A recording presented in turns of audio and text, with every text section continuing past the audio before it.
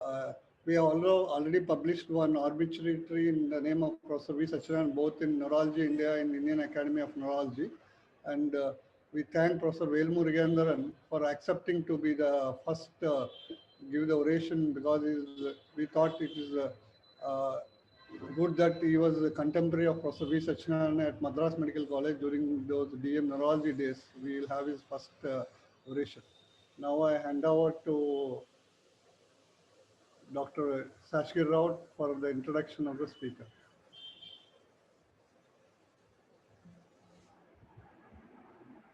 Am I audible and visible? Yeah. Yes, sir.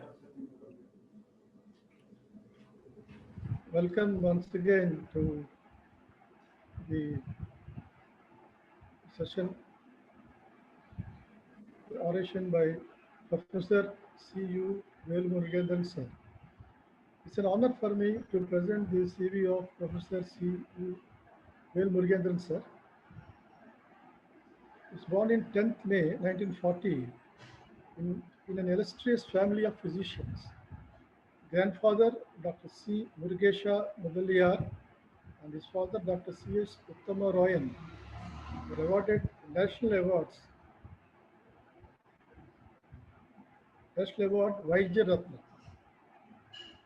The professional qualifications of sir are MBBS in 1961, MD Internal Medicine in 1966, DM in Neurology in 1969. Additional qualifications to his credit are DSc Honoris Causa in 2003, FAMS, FRCP, Doctor in Sciences, Madras University, and he received training in the famous National Hospital, Queen Square, London, which has reputation as Mecca of Neurology. He received special training in clinical neurology and electrophysiology for 1 year in 1974. His teaching initiations were in teaching the postgraduates and undergraduate teachers for 50 years and continues to teach now in neurology, neuropsychology, neurosurgery, and psychiatry disciplines. And also, he is a guide to many of the PhD students. His area of research is vast. Research areas include epilepsy, tuberculosis meningitis, stroke, in collaboration with national organizations like ICMR, CSIR, and also other international research organizations. He was also involved in live cell stem cell research correlation study for stroke patients in 2006 and 7. He had the faculty role play in several institutes. He is a faculty member in neurosciences at the Tamil Nadu Dr. MGR Medical University, Chennai. He is an honorary professor of SWIMS in Tirupati. He is a member of Board of Studies in various universities, and he is a selection committee member for prestigious institutes like NIMHANS, AIMS, Chitra Tirunal, India, an inspector of Medical Council of India, is examiner in neurology at countless universities. His decorations of professional excellence are: he is a World Health Organization Fellowship 1974-75, the founder fellow of Indian Academy of Neurology, honorary professor of SIMS Tirupati, FAMS, and is selected as Man of the Year India by American Biograph Institute. He has lifetime achievement awards from various prestigious organizations, including Indian Academy of Neurology.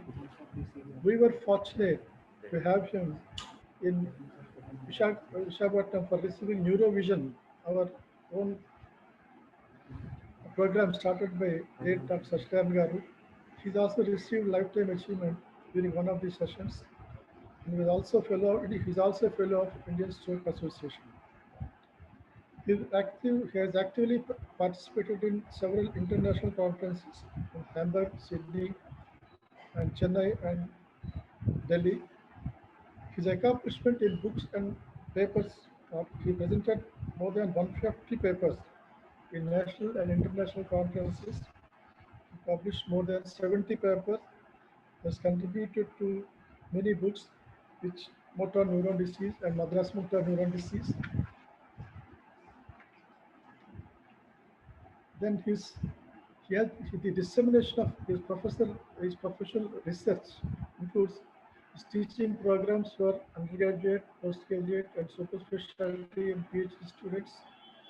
And also, he has established 30 Hindu endowment organizations for science subjects, and he organizes several international and national workshops and conferences.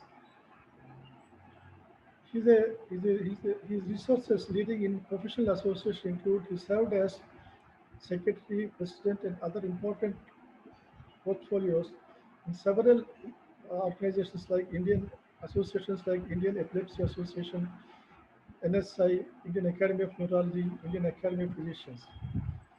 He is the governing council member of several educational organizations.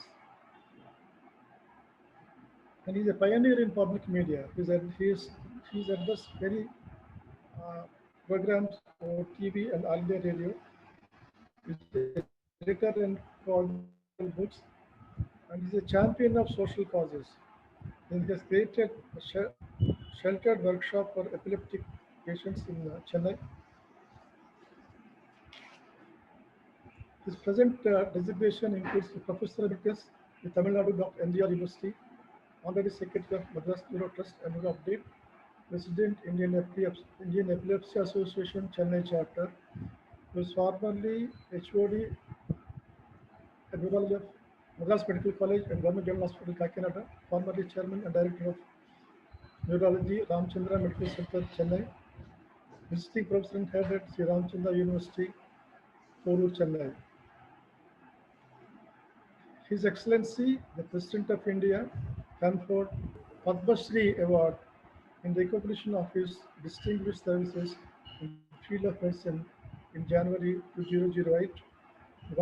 He was also awarded post-centenary Platinum Jubilee Celebration Awards in of Madras Medical College Institute of Neurology. Currently, Professor Velmurugan sir is the senior consultant at Sri Ganesh Clinic, Chennai. Sir, during my postgraduate studies in general medicine, I was reading your name in many monographs in neurology and was fascinated by repeated mentioning of your name in those journals. And I also to inform that he was my examiner in DM Neurology and he awarded degree to me. And I remember his advice on that day, doctor, you have to go a long, long way still. Sir, I request sir to excuse me for any lapses in the long CV that has been provided to me. And now I request Professor C. Velmurugan sir to start the oration.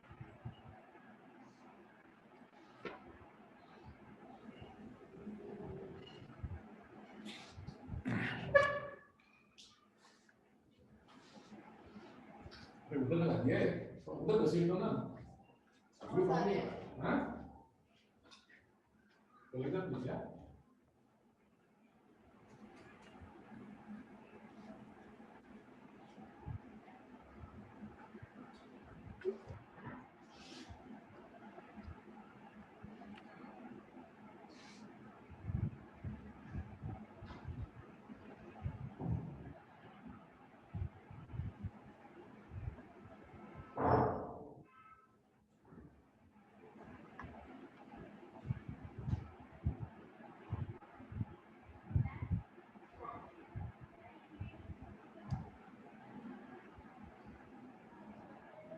Sir, you have to unmute yourself, sir.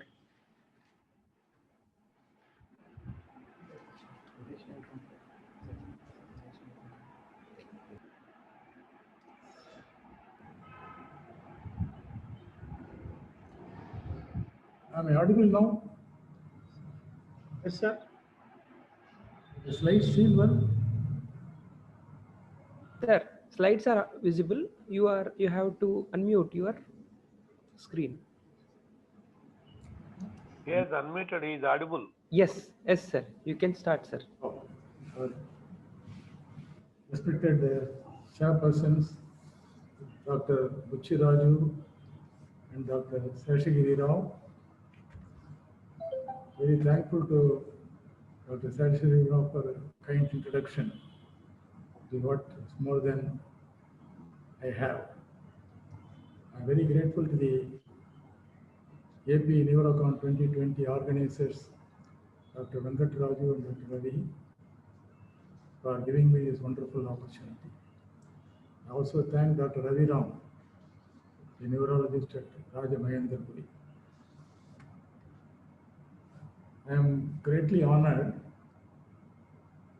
to be here to present the oration in the name of the Prabhala neurologist, Dr. Satyanarayana Rao.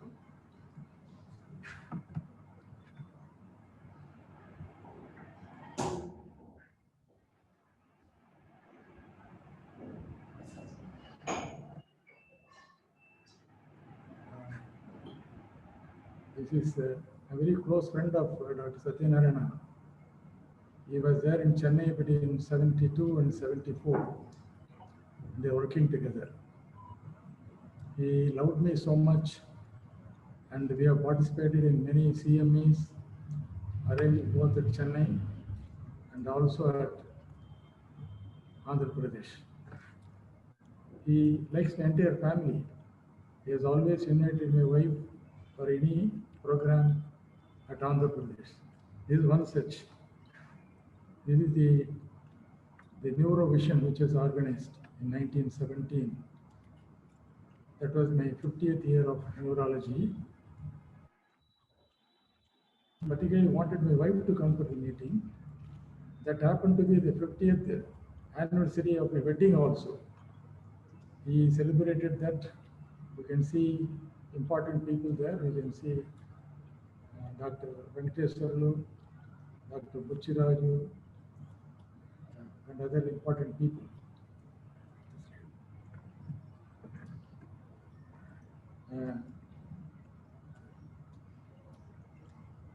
Dr. Buchi Raju has already mentioned all about Dr. Satyanarayana.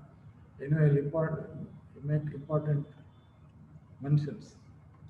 He was a doyen and father of neurology. He was born in Samalkot to Sri Vikranta Narayana Rao and Srimati Ramayamma on 15th December 1937. He graduated from Andhra Pradesh, Andhra Medical College in 61. He married Srimati Annapurna in 1965, who was in constant support of this gentleman. After his MD medicine, he was an assistant professor of neurology and then joined the Madras Medical College at the Institute of Neurology and finished his DM neurology and joined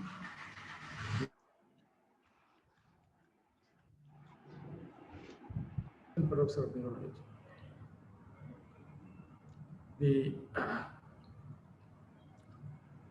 He was working with Professor MBR Reddy as assistant professor of neurology at Hyderabad. Then he was promoted to professor of neurology at Gandhi Medical College. In 1977, he returned to Andhra Medical College as professor of HOD of neurology. He retired in 1995. And he made many of his students very illustrious. He was fond of the word treatable neurology, because in those days, people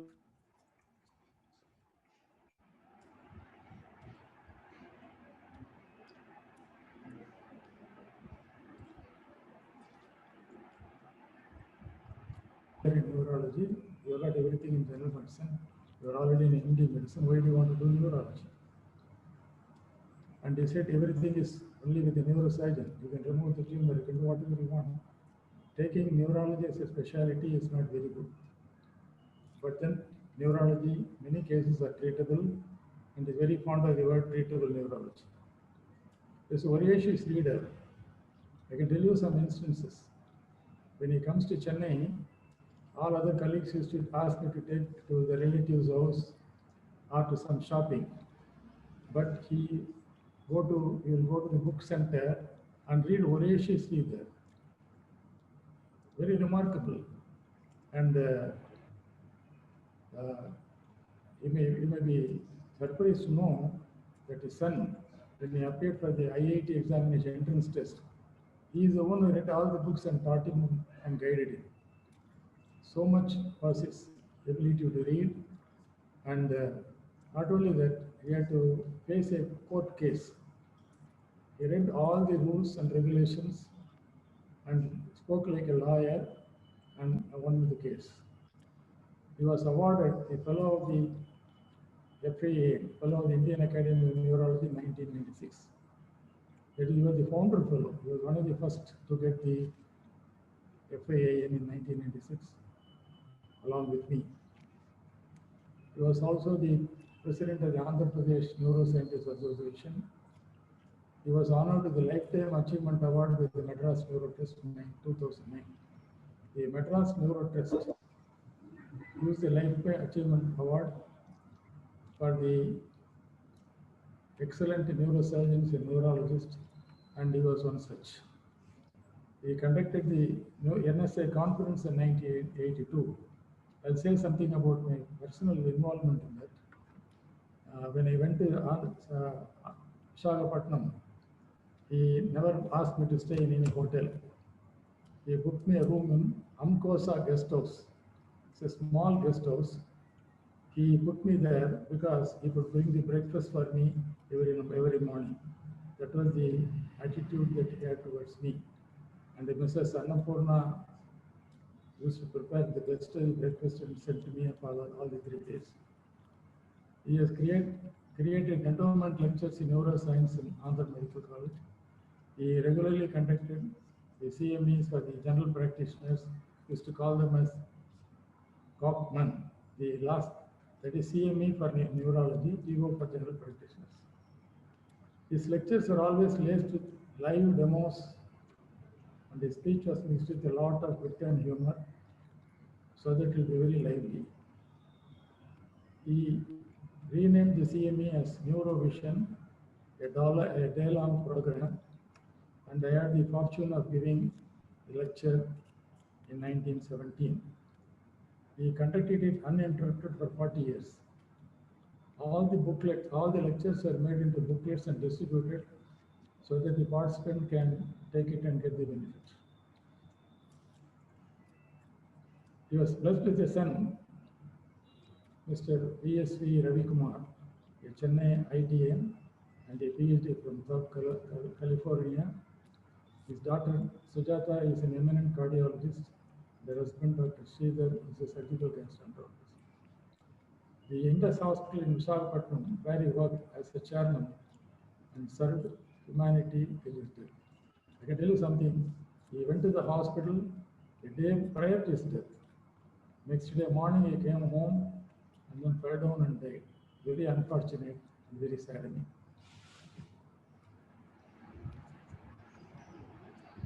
Now we'll talk about the neurological dysfunction in chronic liver disease. I chose this because I was working on hepatic coma as an MD student, and I was trying to publish it when I was working in the Institute of Neurology when Satyanarayana was working. So I thought I'll choose the topic where both of us work together.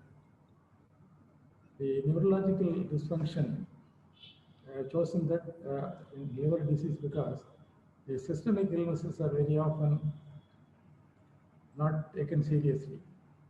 So the systemic illnesses have got to be identified in most cases where there is a neurological problem. So neurological dysfunction can be chronic, acute, or familial.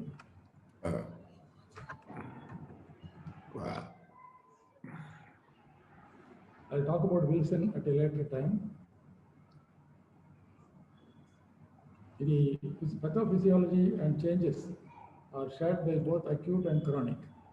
So they'll usually will get an exacerbation of the acute and chronic.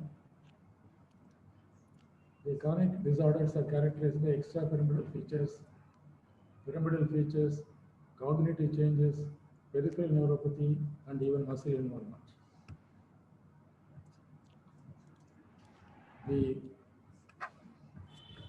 usually the chronic symptoms are interspersed with acute symptoms. So they go forwards and backwards in many cases.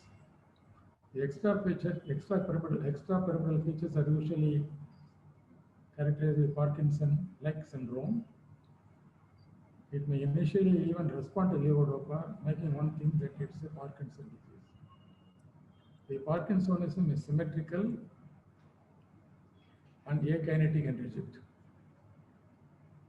The tremors are exaggerated and intentional.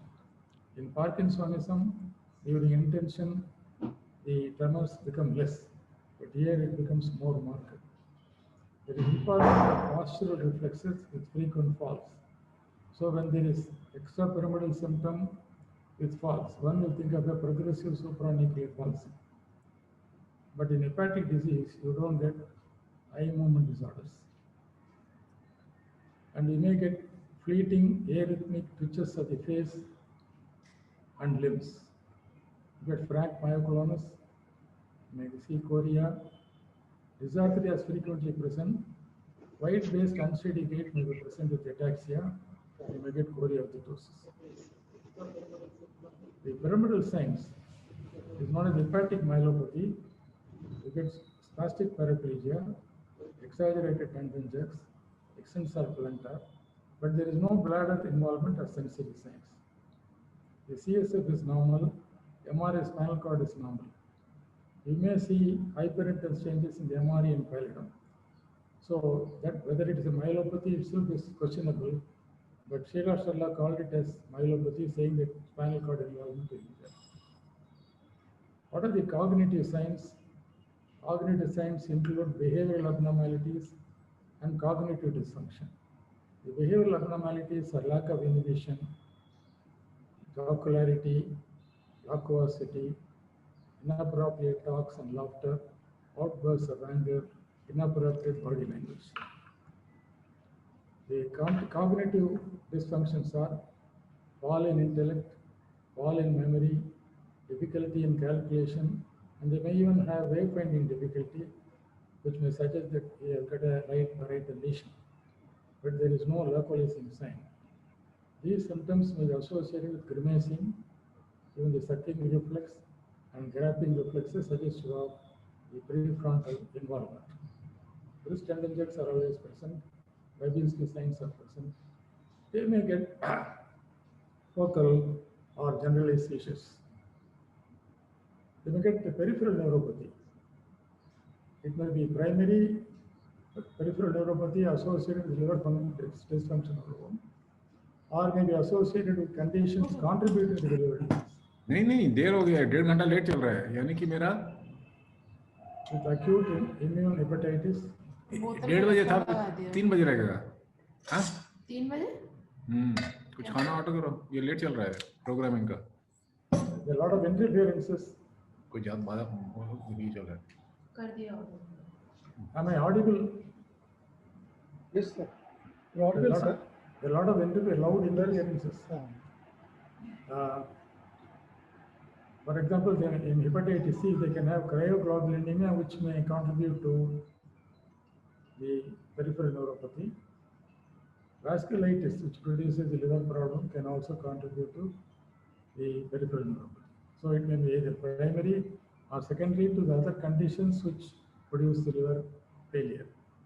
One may get muscle cramps. You can get something like a polymyositis, granulomatous myositis, can occur in primary biliary cirrhosis. The inclusion body myositis may be seen particularly in infections like hepatitis C. Then the rapid onset of neurological features. I've been talking about the chronic. We talk about the rapid onset of neurological features. You can get hepatic stupor, coma, that's called known as hepatic encephalopathy, or can also occur in portosystemic encephalopathy, where the liver is not involved, but there is abnormal communication between the systemic and the portal system. The clinical features are episodes of stupor and coma and other neurological symptoms. Occurs in all varieties of liver disease, Any form of shunting, even without hepatic disease, example, egg fistula can produce the changes. The condition called hyperammonemia. Again, this has nothing to do with the liver, can also produce similar syndrome. Then you may get generalized seizures or focal seizures. This is probably due to excess of protein from the diet, can occur in gastrointestinal hemorrhage, which can complicate the portal hypertension. The other additional features are hypoxemia and the electrolyte disturbances, hypokalemia, metabolic alkalosis, excessive diuresis, and sometimes even sedative and hypnotics can produce this, usually associated with constipation. Exposure to valproate can produce this, then we'll come to Ray's syndrome in children. The clinical features can be acute or subacute or chronic. They can occur in hours or years. The morning you may be all right, in the evening they may have altered sensory. And the next day when the patient is treated, they may get better. There may be mental slowing, confusion, hyperactivity, they may run around like an hyperactive child. Progressive drowsiness can occur, leading to stupor and coma. The in confusional state is characterized by intermittency of sustained muscle contraction called asterixis. It is demonstrated by holding the outstretched arm and wrist extended. Asterixis is very common in liver disease, but it can occur in other metabolic syndromes also. The asterixis is seen in large anti-gravity muscles like iliopsoas and quadriceps. When the asterixis occurs in anti-gravity muscles of the legs, it can cause fall.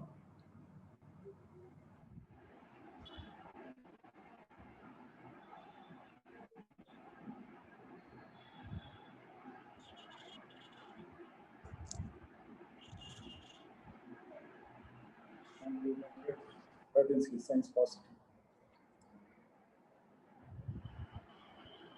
We talk about the portosystemic enteropathy, liver.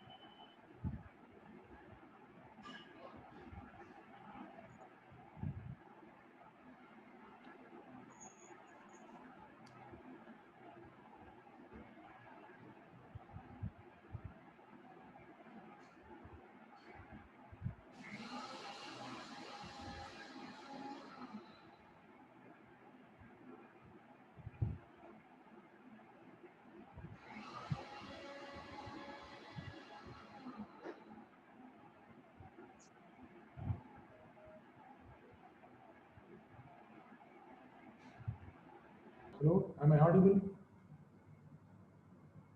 Yes, sir. Can I, sorry for the interruption. Can I go ahead? Hello? Sir, you're audible, sir. Your slides are visible, sir. Okay, I'll go ahead. Sorry for the interruption. The increased dietary protein can precipitate the encephalopathy. You can get irreversible mild dementia. Disorders of posture and movement can occur permanently. Then I already mentioned to you about hepatic myelopathy or hepatic paraplegia. It can be due to dysfunction of the blood cells of frontal cortex. MRI shows increase in high signal intensity of the pallidum due to manganese deposition. Increase in the arterial blood ammonia in excess of 200 milligram per deciliter can occur. It is one of the leading factors which can give rise to the encephalopathy.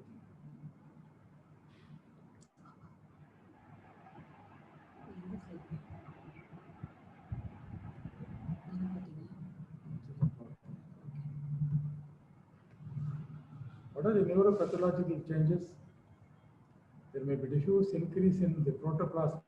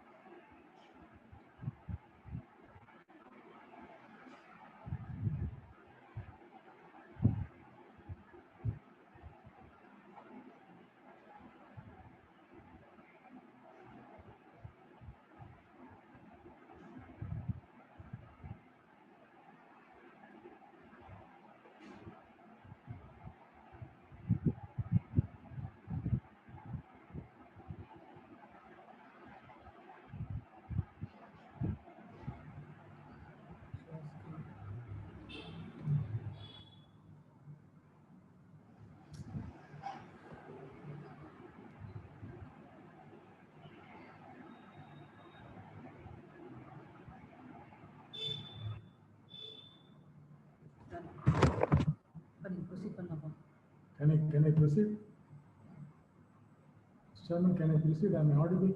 Yeah, we are audible and we can see your slides, sir. Oh, Only thank you, thing sir. is the Thank- screen. The screen should be enlarged, full screen. There is a button down. Oh, You, yeah. you can continue, sir. Thank you, sir. The electron microscope shows a number of abnormalities such as swelling of the terminal process of the cytoplasmic vasculations, distended sac of endoplasmic reticulum, formation of folds in the basement membrane of the around the capillaries.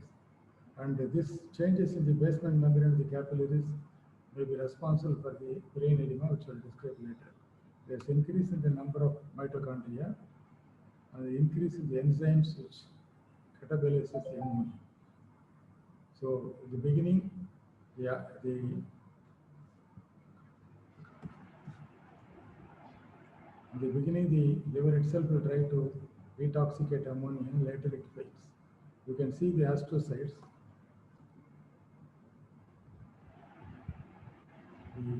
The protoplasmic astrocytes, which are many in number. and they can have many tails. And inside the body, they can have inclusion bodies due to glycogen.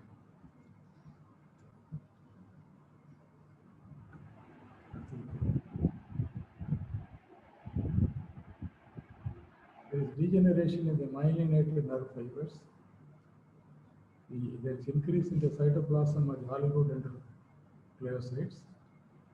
The neuronal loss in cerebral and cerebellar cortex and lenticular nucleus is very marked in the later stages. The degree of glial abnormality corresponds to the intensity and duration of the neurological disorder. The astrocyte changes affect the synaptic activities of the neurons. This is the main pathophysiological change that can produce the clinical signs. In the pathogenesis, several theories have been proposed. Abnormality of the nitrogen metabolism, interference with the cerebral energy metabolism, increase in the manganese content in the brain, particularly in the basal ganglia, and increased activity of the gamma aminobutyric acid.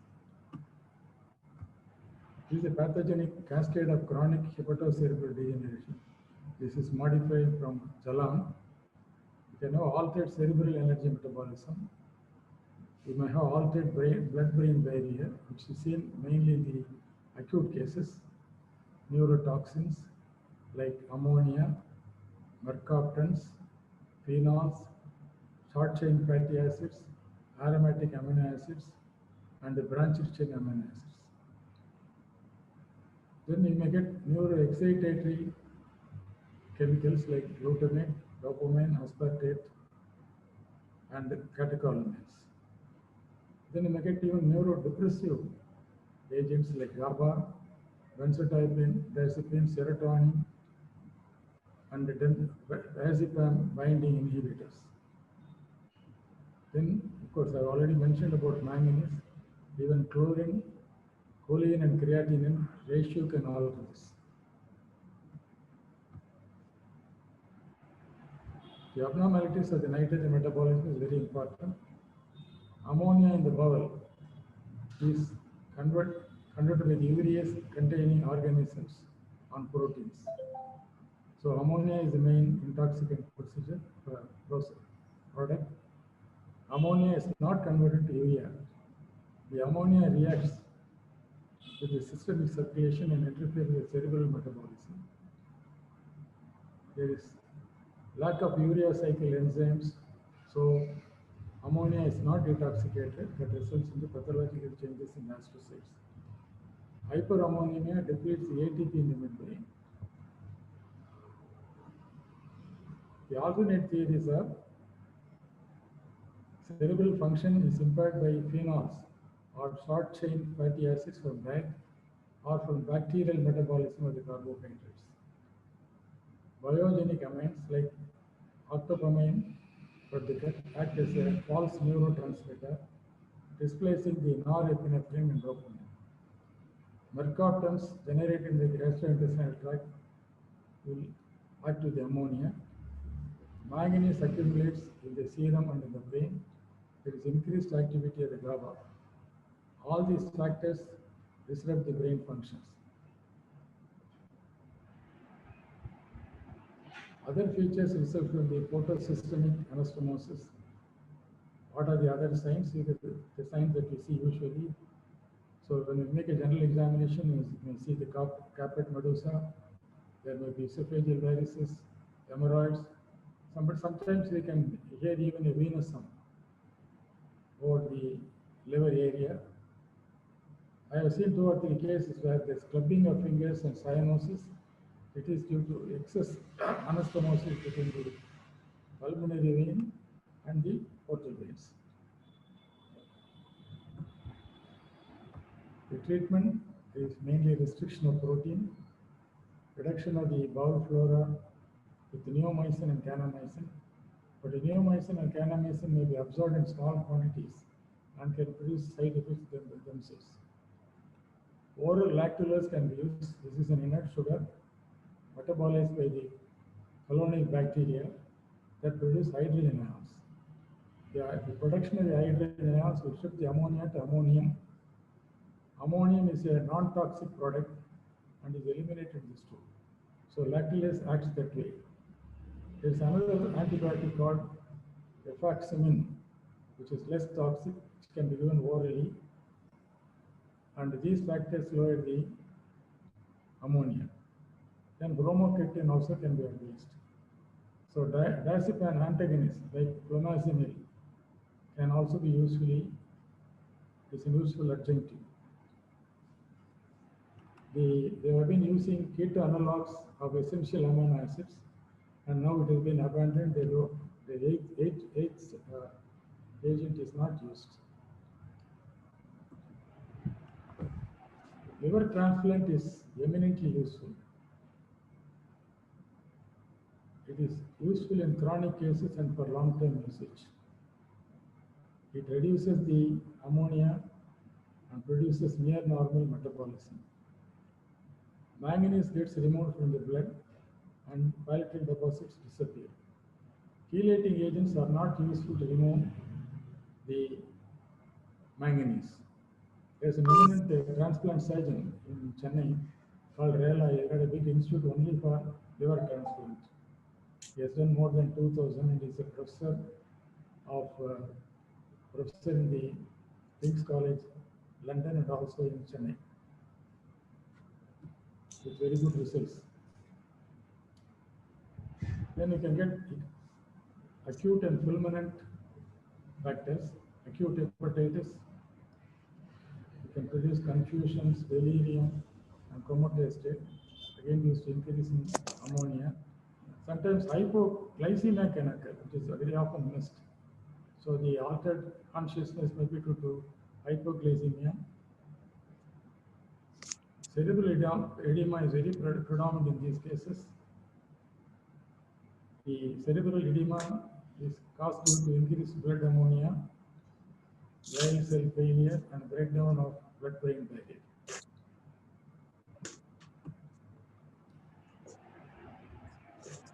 It is very important to recognize the cerebral edema because it produces raised intracranial tension and can be easily treated. Again, the treatment is very effective with liver transplant. The reduction of the ICT can be monitored, and osmotic diuretics can be used, 3% saline. Hyperventilation also is very useful. At the same time, we should measure the adverse effects of the medication that we give. Interferon, for example, interferon alpha in hepatitis. MRI changes show edema of the occipital lobes, so we call it as posterior endothelial.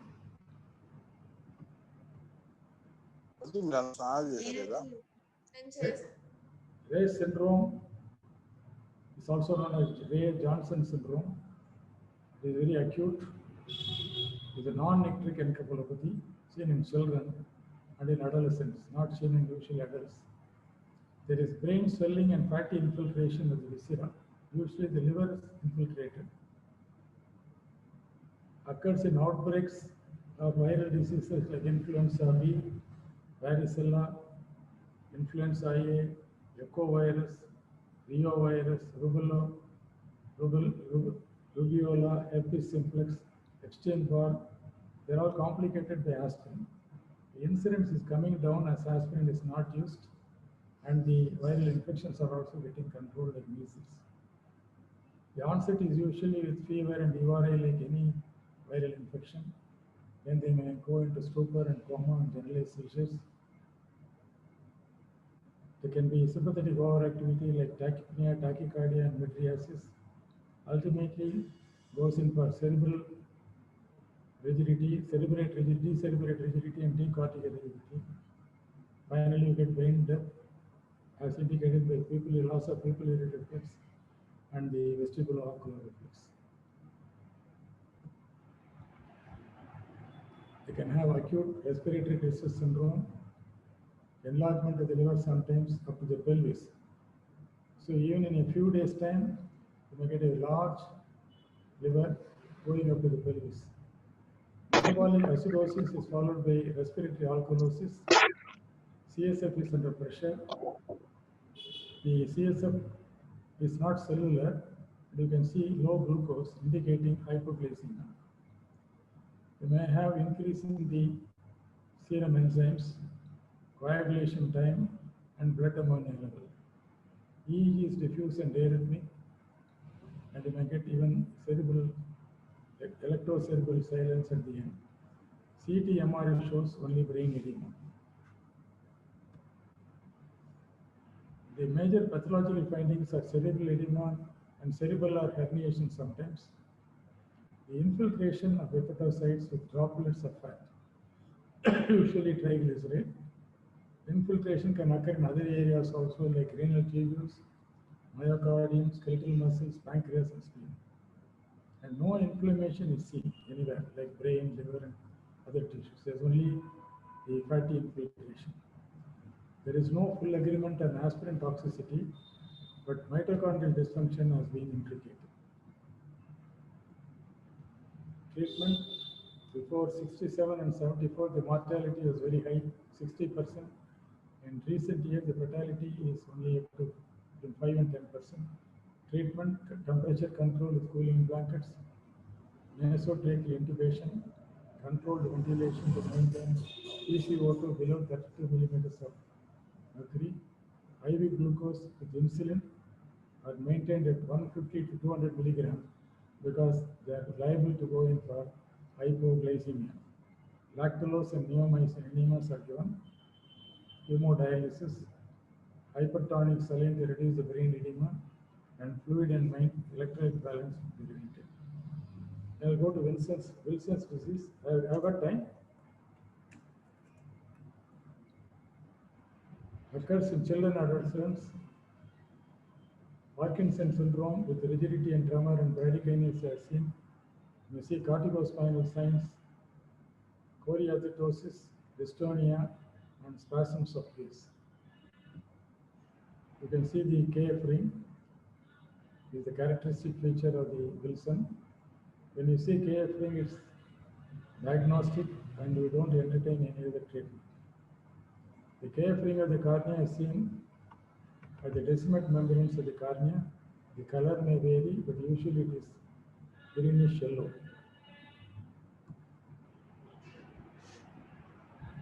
50% of the patients are symptomatic before the age of 15 years. Late life detections are rare. Acute or chronic hepatopathy can occur, multilobular cirrhosis. Portal hypertension can be seen. Splenomegaly and hypersplenism with thrombocytopenia and bleeding can occur. Hemolytic anemia and renal tubular acidosis may be seen.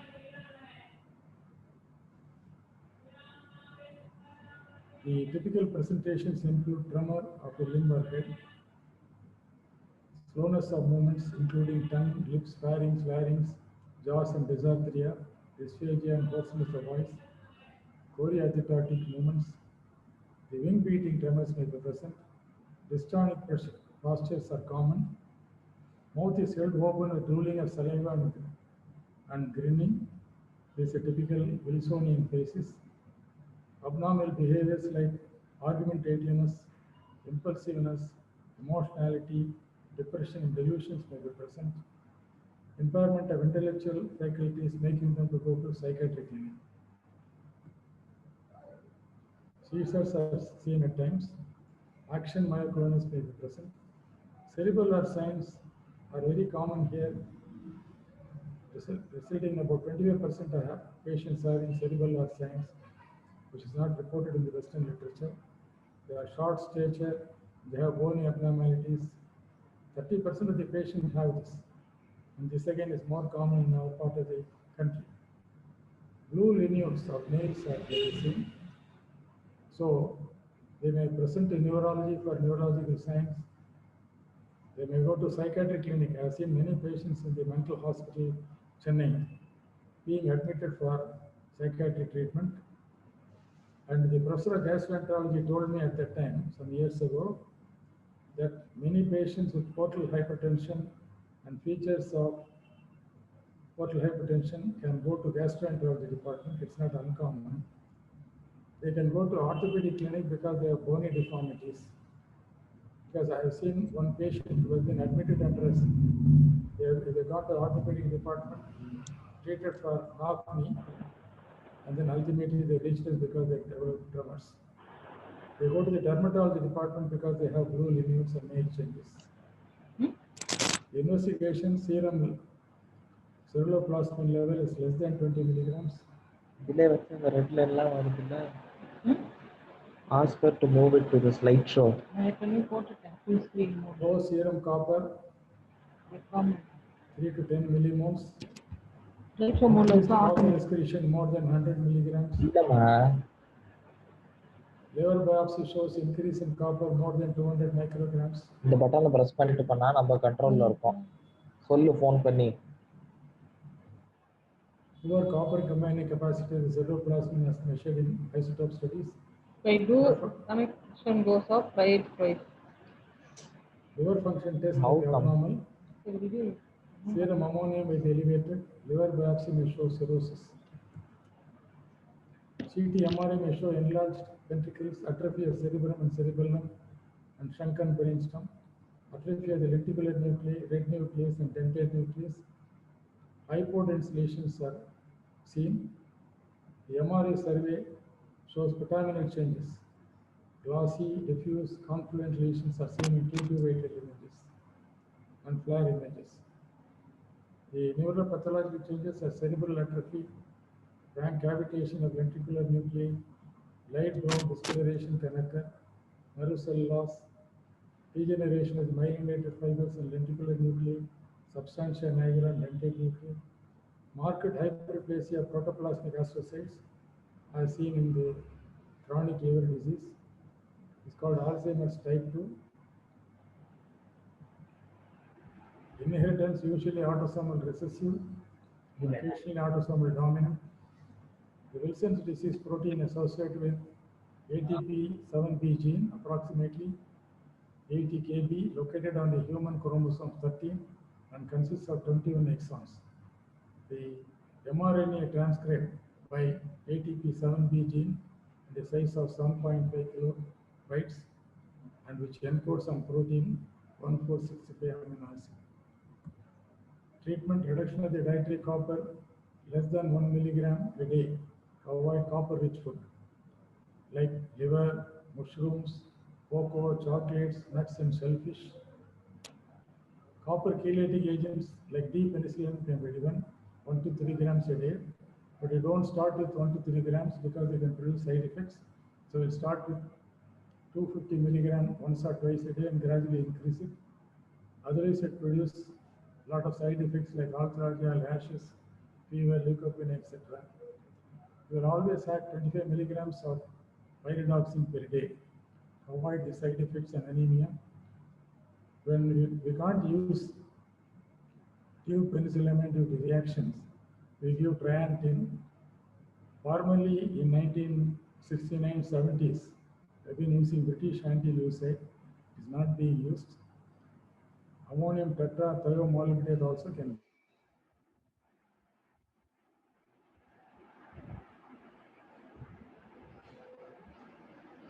produced a paper where is used only zinc acetate because it is economical, and at the time because it was the D-penicillamine was not available, so he was using zinc acetate alone and produced good results. The drugs have to be given lifetime.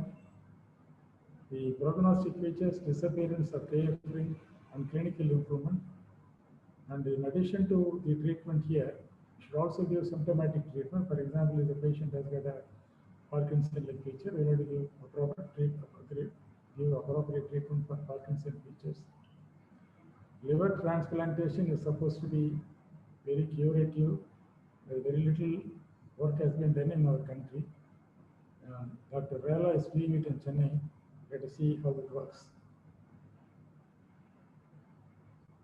ధన్యవాదాలు. Thank you.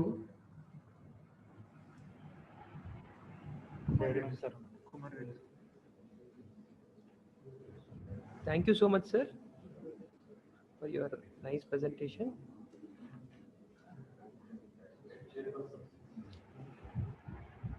Uh, Thank you, Professor Velmurugendran, for your presentation, especially in the inaugural oration, because you are very closely associated with the Professor V. Satchidananda. We thought it's apt to have you for the oration. As it's being an oration, we don't have questions. So thank you once again from the organizing committee of APNSA for accepting our invitation. Thank you.